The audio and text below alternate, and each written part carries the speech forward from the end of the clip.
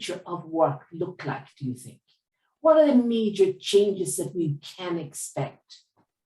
I see and I hear a lot. I hear a battle between individuals and their employers and upper management going up against each other because of hybrid work regarding, either working from home, working in the office, or a mixture of both. And then on the other side of the spectrum, I'm seeing headlines regarding the Great Resignation. So I think what's going to continue to happen. I mean, it's funny because that Great Resignation, the phrase is thrown around so often, especially like on LinkedIn where we met. But I don't see it. I mean, everyone I know, and I've got a pretty good circle, everyone's staying at their job. So it's happening somewhere. But I think that what's going to happen is that if these companies, these larger companies, don't kind of follow that adaptive mindset, like you mentioned previously, there's definitely going to be an influx. There's going to be an influx of people leaving their jobs or changing professions and kind of either going out on their own, or these employers are going to have a lot of issues. They're going to have a lot of problems with people. And do you think that the hybrid work is going to be the future for work?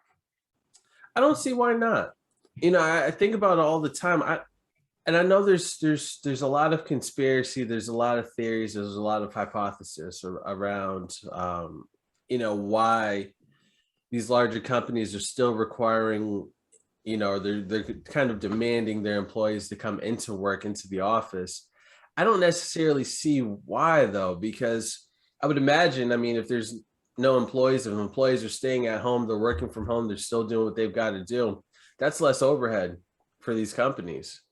That's how I'm looking at it. It's less overhead. So why have people in the office when they can do exactly what they're doing at home?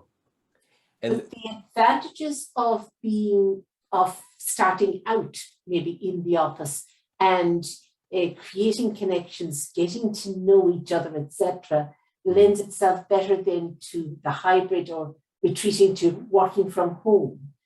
That totally makes sense because it is a different dynamic. It's a different dynamic being in the office with, with your actual coworker as opposed to just having a Zoom call with them, especially if you don't have that connection with them. That notion of creating a culture in the workplace, I feel it's more difficult to do it from a distance. Absolutely. So would you agree that adaptability is the key to survival in the business from here? Absolutely. See, what happens is that a lot of business owners and businesses in general, they shut down so early because of lack of adaptability. They're too passive. A lot might have the mindset that if I put a sign out front, that immediately I'll get clients and customers no matter what kind of economic, situation is going on or what kind of pandemic or what kind of world crisis is happening. But it doesn't work like that. It doesn't work like that. And you have to be creative. You have to have an expansive mindset.